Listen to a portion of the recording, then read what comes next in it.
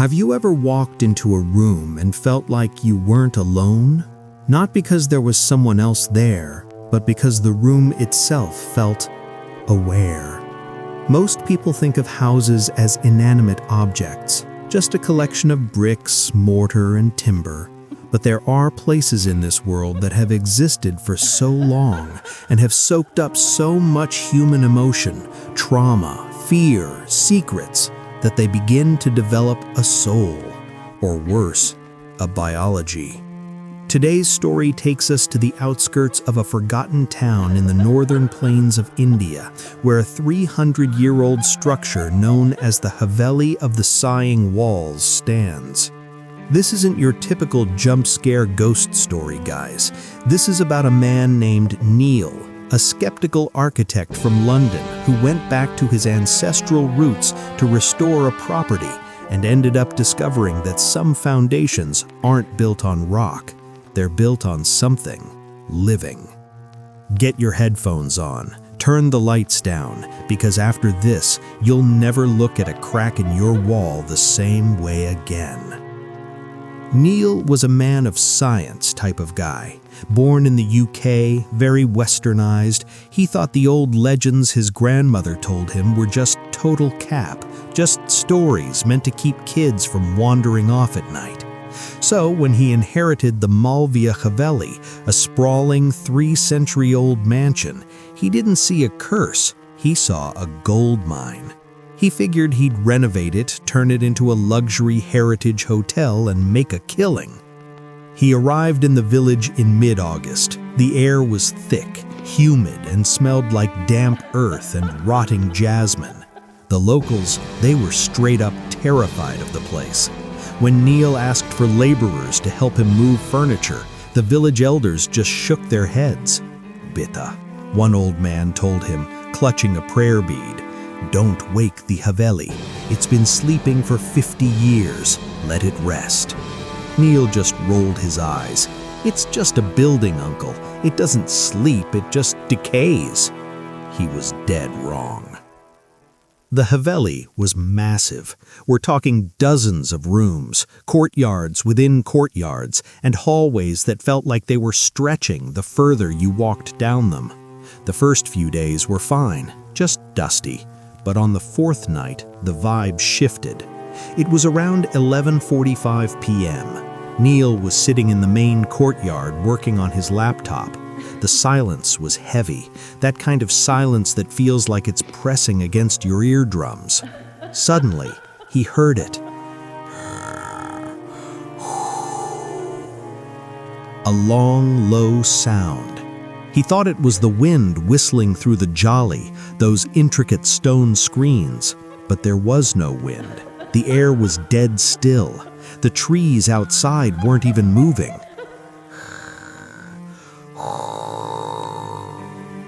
It was rhythmic, regular. It sounded exactly like someone taking a deep, labored breath. Neil stood up, his heart doing a little nervous dance in his chest. "Hello?" he called out. Nothing. Just the smell of the house, which was weirdly changing. It didn't smell like dust anymore. It smelled like copper, like blood and old sweat. He went to the wall and pressed his ear against the limestone. Thump, thump, thump. It was faint, a vibration. He told himself it was just the plumbing. "Stop tripping, Neil," he muttered to himself. "It's an old house. Old houses make noise." But he knew deep down, houses don't have pulses. By the second week, the breathing got louder. It wasn't just at midnight anymore. It was starting earlier, and the house was changing physically. Neil noticed that the plaster on the walls was becoming soft. In some places, it was damp to the touch, but it wasn't water. It was a thick, translucent fluid that felt slightly sticky, like mucus. He decided to set up some high-tech gear. He was an architect, after all. He set up thermal cameras and sensitive microphones across the east wing. That night, he sat in his control room, the old library, watching the monitors. At 11:59 p.m., the thermal camera in the basement started glitching. The screen turned bright red, indicating a massive heat source. But there was no fire. The walls were heating up. The temperature in the basement jumped from 22 degrees Celsius to 38 degrees in seconds. Neil grabbed his flashlight and headed down. The air down there was stifling. It felt like walking into a throat. The walls were glistening in the flashlight beam. And then he saw it. A crack in the wall, a big one he hadn't noticed before. He leaned in, shining his light into the dark fissure. The interior of the wall wasn't brick. It was red. It was raw, and as he watched, the crack expanded and contracted. The house wasn't just breathing, it was inhaling. The suction was so strong it pulled the hair on Neil's arms towards the crack. He backed away, tripping over a crate.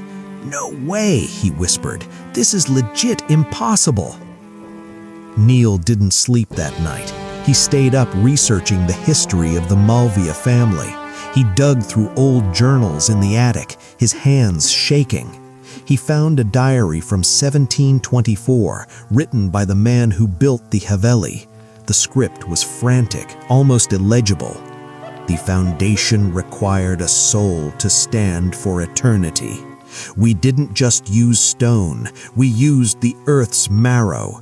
We fed the walls so the walls would protect us, but the hunger never ends. If it stops breathing, the house falls. If it breathes too deep, it eats. Neil realized then that the Haveli wasn't a building, it was a parasite, a 300-year-old biological entity that had been dormant because no one had lived in it for decades. His presence, his body heat, his movement, his life had woken it up.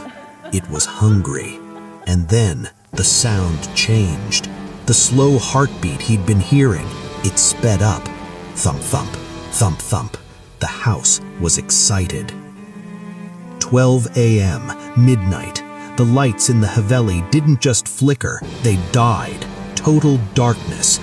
Neil tried to run for the front door, but the floor felt squishy. The marble tiles were softening, turning into something resembling cartilage. Every step he took felt like he was walking on a giant tongue. The walls began to groan, not the sound of wood, but the sound of a giant rib cage expanding. The hallways were narrowing. The Haveli was closing its mouth. "Help!" Neil screamed, but the sound was instantly muffled. The walls were literally absorbing the noise. He reached the grand foyer, but the massive wooden doors were sealed shut. Not locked, sealed. The wood had grown fibers that knitted together like healing skin. He felt a hot blast of air hit the back of his neck. He turned around. The ceiling was lowering. The ornate carvings of flowers and vines were moving, twisting like veins. He pressed his hands against the wall in a panic, and that's when he felt it clearly. Through the thin layer of plaster, he felt a massive, powerful muscle contracting. Thump. Thump. It was a heartbeat so strong it shook his entire body. The house was alive, and he was currently inside its stomach. Neil knew he had minutes before he was crushed or absorbed. He remembered the architect's diary, the marrow of the earth. He realized the brain or the heart had to be in the basement, the center of the foundation. He didn't run for the door. He ran for the kitchen, grabbing a heavy-duty axe he'd used for clearing brush earlier. He sprinted back to the basement, the floor literally rolling beneath him like a ship at sea. The air was excruciatingly hot now, nearly 45 degrees. The walls were dripping that sticky fluid. He reached the central pillar in the basement. It was pulsing. It was covered in thick black veins that were throbbing with a sickly purple light. Neil didn't hesitate. He swung the axe with everything he had. Slick! The sound wasn't wood splintering. It was the sound of a butcher's knife hitting a side of beef.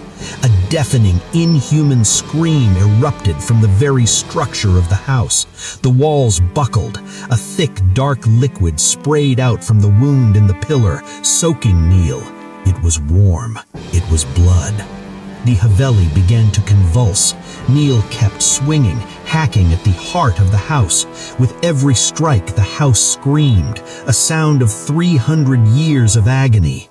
Suddenly, the pressure released.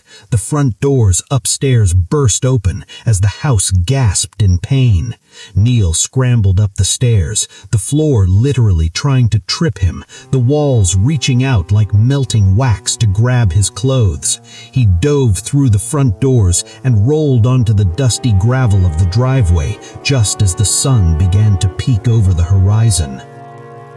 Neil didn't look back. He ran until he reached the village, covered in that foul smell. A horror story is established through an atmosphere of dread, suspense, and unease, utilizing dark, eerie imagery and unsettling, quiet or sharp soundscapes.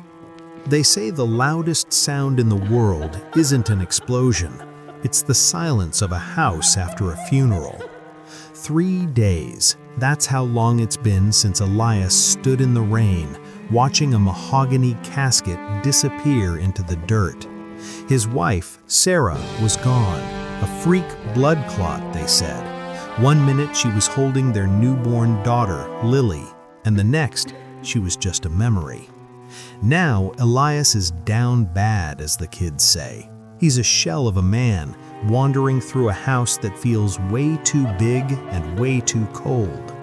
He's running on 0 sleep and too much caffeine, trying to be a single dad while his heart is straight up shattered.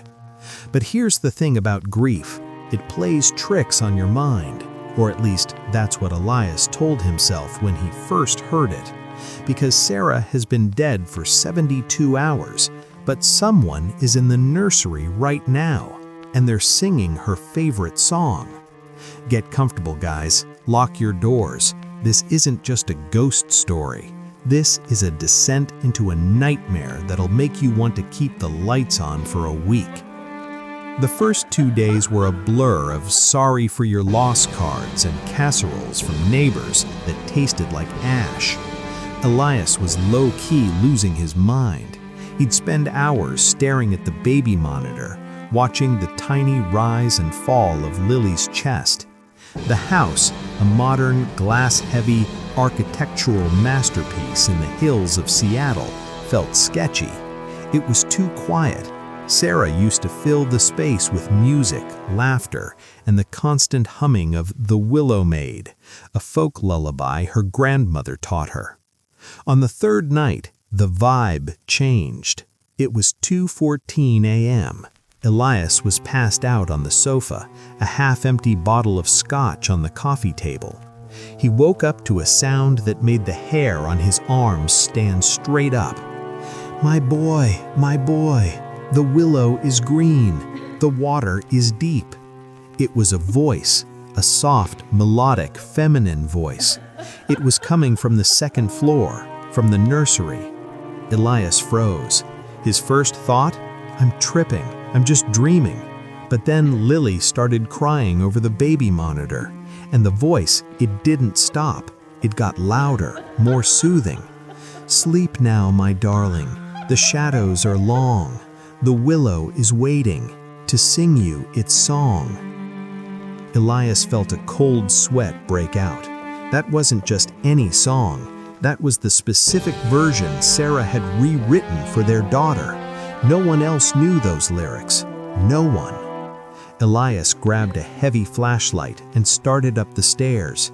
Every step felt like he was wading through chest-high water. His heart was hammering against his ribs like a trapped bird. "Sarah?" he whispered, knowing how crazy he sounded. Is someone there?" The singing stopped the moment his foot hit the top landing. Total oppressive silence. He pushed the nursery door open. The room was bathed in the soft, pale blue glow of the starlight projector. Lily was awake, standing up in her crib, staring into the corner of the room. She wasn't crying anymore. She was smiling, reaching out her tiny hands towards the shadows. Elias scanned the room. Nothing. The window was locked. The closet was shut. "Just a grief-induced hallucination," he muttered. "The brain is a weird organ, man." But as he picked up Lily to comfort her, he noticed something that sent a shiver down his spine. The rocking chair in the corner, the one Sarah used to sit in, was moving just a tiny bit, back and forth. And when he touched the seat, it was warm, like someone had just been sitting there. The next morning, Elias called his brother, Marcus. Marcus was a no-nonsense kind of guy, a tech lead at a startup who didn't believe in anything he couldn't code. "Look, bro, you're grieving. You're sleep-deprived. Your brain is trying to fill the void Sarah left behind. It's called an auditory bereavement hallucination. It's actually pretty common." "Marcus, the chair was warm, man. Dead-ass warm," Elias argued. "Maybe the heater vent is under the chair. Just get some rest, okay? I'll come over tonight and stay in the guest room. You're scaring yourself for no reason." Elias wanted to believe him. He really did. He spent the day trying to stay busy, but he kept catching glimpses of things in the corner of his eye. A flash of a floral dress, the one Sarah was buried in. The smell of her perfume, white lilies and vanilla wafting through the hallway. He checked the house's security cameras. Nothing, just empty rooms. But when he played back the audio from the baby monitor at 2:14 a.m., he felt his blood turn to ice. There was no singing on the recording, only static. And under the static, a sound that sounded like someone or something breathing directly into the microphone. A wet, ragged sound.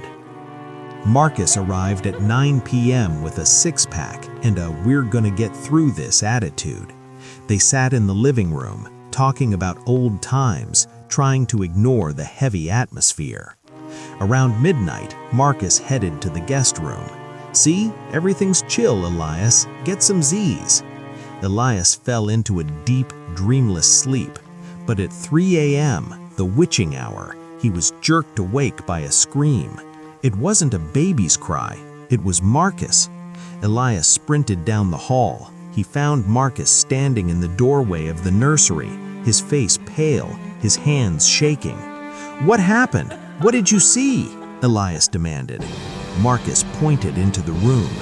There was a woman standing over the crib. She was tall, Elias, too tall. Her neck was bent at a weird angle, and she was leaning over Lily. "Was it Sarah?" Elias asked, his voice trembling. "No, it had Sarah's hair. It had Sarah's dress, but when it turned around, Elias, it didn't have a face. It was just smooth skin, and it was singing, but the mouth wasn't moving. The sound was coming from inside its chest." Marcus didn't stay the night. He packed his bags and left. "I can't be here, man. This isn't grief. This is something else. You need to get that baby out of this house." Now Elias was truly alone. He realized that whatever was in the house wasn't his wife. It was something that had waited for a vacancy. It had waited for Sarah to die so it could take her place. In folklore, they call them mimetics or skinwalkers, entities that feed on grief and mimic the ones we love to get close to us, to get to the purest energy in the house, the baby. Elias decided he was done being afraid.